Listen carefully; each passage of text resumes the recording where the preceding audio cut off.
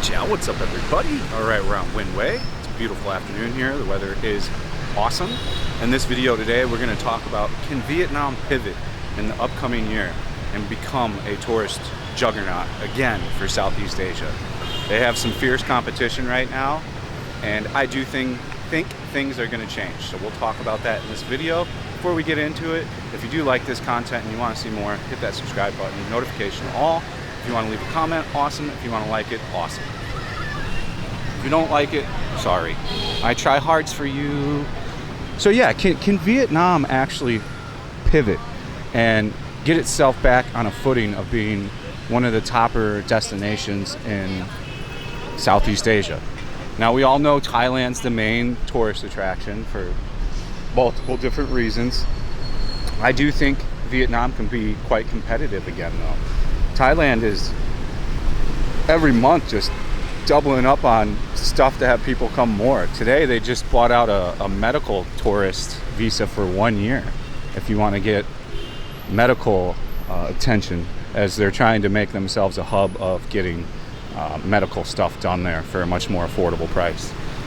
I'm going to assume in a year they're talking cancer treatment, all kinds of stuff, which, you know, I might probably do that if I had something like that. It sounds like a much more affordable solution than what the USA's crazy scam medical system has.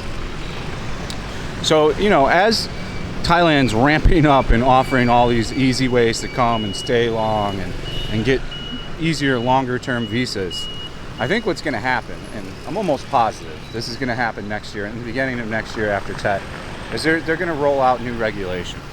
You know, they're seeing it's not working the greatest with what they did this time, and they're going to have to make change. And they always look to Thailand for the change.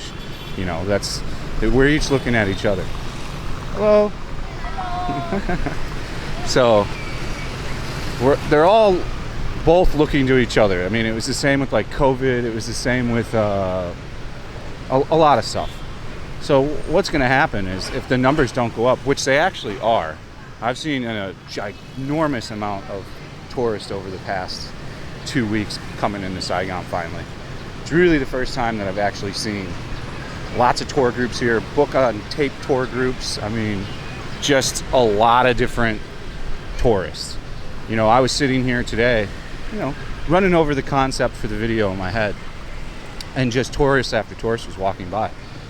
You know, tour groups with the little headphones on, all this stuff. So the way that they can pivot, and I think the best thing they can do, is scrap a visa altogether. Do at least a 30-day visa-free entry for a lot of countries, 100 plus countries. And then after 30 days, if you still want to be here, be able to extend it for another 45 days at some kind of cost. And maybe you have to go to immigration and waste 3 hours of your time, but at least give the option so they can. And that visa-free should be multiple entry too. They should be able to come and go as they please. So say if you want to go over to Cambodia while you're here after 2 weeks for a few days and go check out Phnom Penh, you should be able to do that. Or go to Thailand, etc. You know, they should make it as easy as possible for people to come over. I think their focus this year, after things got reopened after COVID essentially, was to get everything working properly again. And I'm meaning manufacturing. You know, that's their powerhouse here, is building stuff for companies essentially. You know, Samsung's here, you've got Nike here, you've got Heineken here.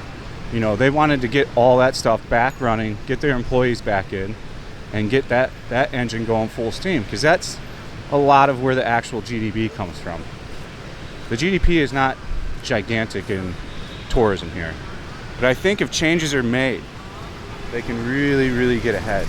And one of the changes that needs to be made is whoever runs the tourism handle of the government, if I was them, I would start, you know, really talking to these businesses. I would hold literal conferences, or huge conferences, where I would invite all the owners of all the hotels and all the restaurants in each city, and I would go, look, you know, you guys have to understand customer service, that the best way to do business is to treat people greatly Give them a good deal on stuff. Don't try to make back money from when you were closed on COVID.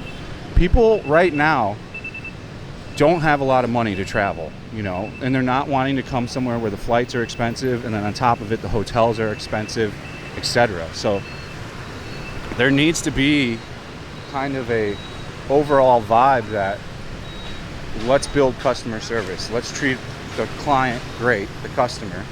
Let's have them want to come back, and let's have them want to come back to your hotel every time they come here because it is fantastic. Have the restaurant treat them well. Don't do anything hokey pokey. Charge them the right deal, and have them come back over and over and over again. You know, most Westerners are creatures of comfort. If they go to a restaurant and they get a good experience, guess what? They're going to keep going back to that restaurant and spending money. So I think if they start to work on that end of things, I think a lot will come to fruition for them. Now, there's always going to be little scams, and that's in every country in Southeast Asia and lots of other parts of the world. That is just going to be the nature of the beast. You can't really control that. But there definitely needs to be a higher focus on customer service.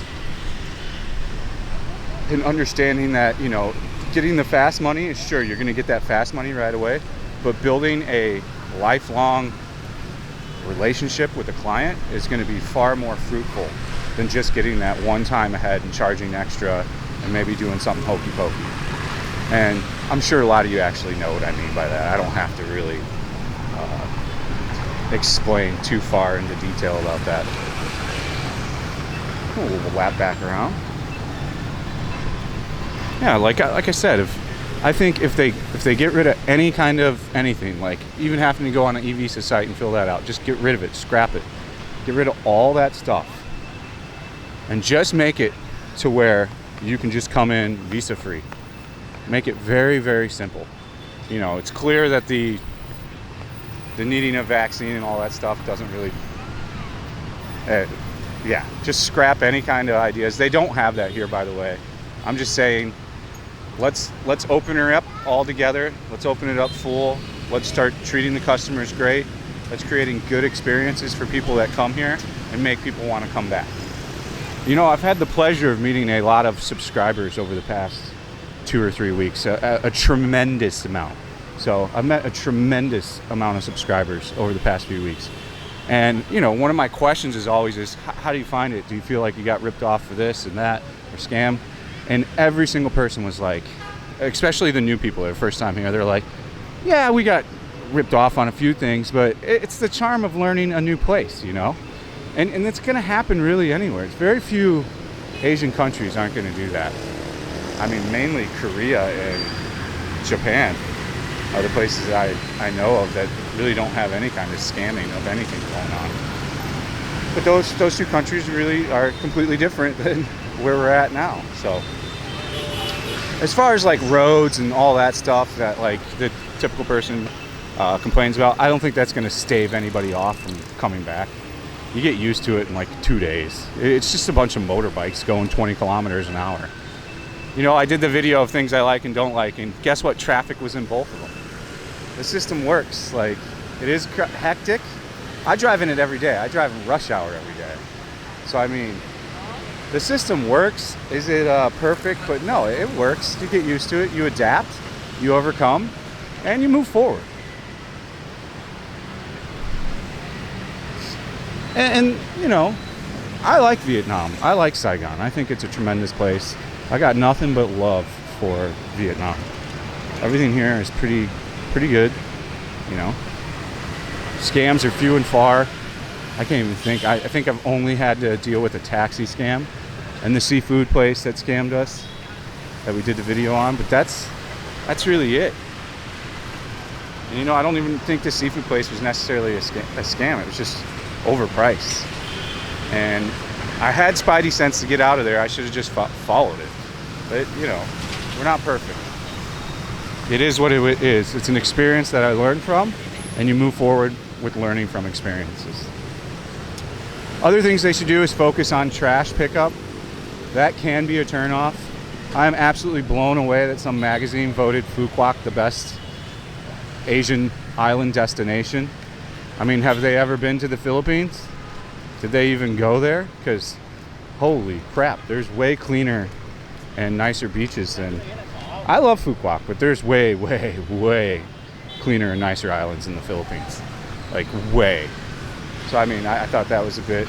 I can see why, though, because Phu Quoc's got all the nice resorts, so it kind of makes sense. You're lacking those really tremendous resorts at a lot of the really nice Philippines islands. You can get a decent hotel, but there are some tremendous hotels in Phu Quoc. So, and you know, there's other things you can nitpick at that they should do and not do to get to a quick recovery. I think the main thing they need to do, though, is just focus on customer service and don't have any kind of restriction to get in. I don't want to go on a website. If you're trying to find the website on your own, it is true. You're looking at like a million different websites. And even the official one looks shaky as all hell. It looks like a kid made it on GeoCities like 10 years ago, 15 years ago. Like, how hard is it to make that website professional and make the link shorter? Like, it should just be like vietnam.gov/e-visa. That's it. I don't know why that doesn't exist, but yeah. And these are just nitpicking things at this point, you know. Traffic has gone insane lately. So once we start to slide into the end of the year, traffic picks up 20 to 30%. As you're seeing, this is, I think, 5 p.m. on Nguyen Hue, and this is a lot of traffic, like no joke traffic.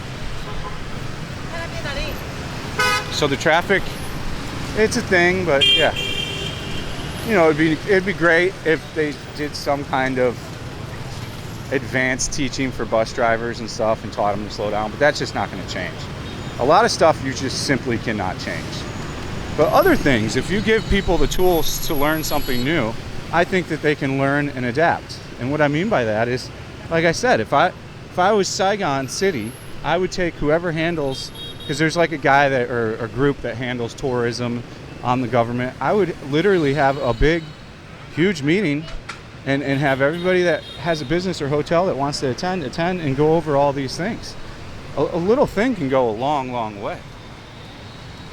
I think they'll do fine. I think Vietnam has its stuff under control. Oh, we got a selfie. Selfie time. Thank you for that thumbnail. Other things that I think will pivot and change is everybody was going to Thailand. So now that people have gotten the Thailand travel out of their stomach, essentially, you'll start to see people looking at Vietnam next year as when they want to come back to Southeast Asia. I'm going to go to Vietnam too, or I'm going to go to Vietnam first, then I'll go to Thailand. I think as they ease the visa situation and they add more countries, and if they do make it visa free, like they propose visa free on every single website multiple times. And now their big thing on all the websites, all the news websites, is to pretty much run the same video that I did. Very similar, like the 5 things I did not like, and they took all those points and they run them in all the newspapers now. Because they are a big thing. And most of the consensus in all these news articles is the same thing: customer service. You know, you don't want somebody to have a bad experience in your country, because then they're not going to come back. Of course, they could work on the petty theft. These are things that are not going to get fixed, though. Crimes of opportunity will always be crimes of opportunity. So, you know, if some dude on a motorbike sees you got your phone out and you're walking across the street, that phone could be gone. It's like you got a 1% chance of that thing getting recovered. Usually the only time they're recovered is if there's like a cop right there and he gets on his motorbike and chases them down. And even that fails too, especially if they're not on a scooter. If they're on their big CB 250, that thing ain't going anywhere anytime fast. Those things got like 200,000 kilometers on them and shit. They run them hard. So I mean, I think just the really main things, the 3 main key points that really need done to really encourage people to come back is apply the tactics, one, that they do on Nguyen Hue. Can you find me any trash on Nguyen Hue? Look right now. Show me any garbage here. Find me garbage on Nguyen Hue. Guess what? Because they actually clean it up. They've got trash cans every 10 feet. They've got a crew of 3 to 5 people cleaning every day here. And these people, it only takes 3 or 5. Why can't you do that same thing and apply it to a lot more areas? Kind of do like what Phnom Penh's doing. Like BKK in the area in Phnom Penh, like, has got a cleaning team on it, and it's always clean. Now you can go to other districts where it's totally opposite and like garbage all over, kind of like here, but they at least have figured out, like, wherever the tourists are going, let's clean that all up. And so far, Saigon's only applied that to Nguyen Hue and this kind of pedestrian street over here. Now, I do think with the subway being finished, it will bring great change to the country for a positive. I think Vietnam has got nothing but positive things coming its way. I think they do a tremendous effort in trying to get things correct. And it's just not as simple as people on the internet would like to type in hateful messages on VN Express. Things are not going to just change overnight. You know, I think with the tools that they have, they do a pretty good job. They're trying. You can see that they're trying. You know, they're already proposing another Nguyen Hue. So they're going to do another type of Nguyen Hue. See, look at all the tourists. Tourists, probably tourists from some other country, Asia. More tourist dudes over here. You got tourists everywhere. This, just a month and a half ago, there was no tourists here. I'm serious, man. They were few and far to see. And we'll eventually go to Hanoi again soon. We are going to be in another country next month, me and my wife, actually. So Nguyen will be able to join me in that country. The reason, of course, which doesn't even need to be said, my wife isn't in other countries with me because she has to work. I mean, work is work. We're moving and we're done with the dogs in like 2 weeks. They're all sold. They'll all be gone. So we won't have dogs to deal with. Moving to a new apartment. And when she can come with me to a vacation, then she can come with me. If she's got to work, though, there's not much neither of us can do about it. Sometimes we try to get it to where she can go on the weekend, but it's just too expensive for both of us to go. So it's much easier for just me to go and just work, you know. In Korea, all I did was film all day, every day, and then live streamed every night. Sure, I had fun while live streaming, as I usually do, but I still was working during the day. I mean, I was filming 5 to 6 videos a day. That's how I like to do it. Like I said, I've talked about before, the Patreon is going to have extra content, extra regular channel videos that will be available to Patreon only. So if you want to see next month in the new country we're at, there's going to be 20% of that content available on the Patreon only. You can sign up for as little as $5 a month. I mean, if you like my content and want to see more and then hear me on a podcast once a month talking kind of more frankly, that's the place to go. If not, no big deal. I absolutely love your support for just watching the video, smashing the like button, and commenting. You know, that's all that really matters. That's what really helps the channel. And we're closing in on 19,000. I think projected numbers will have us really close to 20,000 by the end of the year, which is a tremendous milestone for the channel. I'm very happy with it. We've been doing fantastic. Numbers are up. I've just been crushing it, working my booty off. There was a lapse in videos from the Karen attack video because I just wanted that to get eyes on it, and that worked. You know, I think that's at 6,000 views now in 2 or 3 days. So pretty good video, pretty good performing video. I think that's all I got. I would love to have a conversation about this in the comment section. So if you have something else to add in the comment section, or other thoughts and things you think Vietnam can do to really help it get on track, let me know in the comment section. Let's have a conversation. Wow. This is a dime piece. So leave it in the comment section. Let's have a conversation. That is the video. I don't think I left anything out. I usually tend to sit for about 20 minutes and just think about the video before I film it now. So that is the video. As far as live streaming goes, we're going to be live streaming a whole lot more. The schedule is going to get amped up. I keep talking about live streaming on the other channel, but we will be on the other channel pretty consistently as well. If you're asking, well, what's the other channel? There is a second channel, which is called Fat and Broke IRL. It's non-monetized yet. I can go live stream on it, but I can't really make any money. So that's pretty much why I haven't jumped on it. But we will put the time in very soon. So if you want to not miss any of the live streams, make sure you're subscribed to that Fat and Broke IRL channel. And yeah, we're going to stream a lot more. And we're going to just stream all over, you know. That's the video, guys. Thank you for watching. Stay frosty. We'll see you on the next one. Peace out.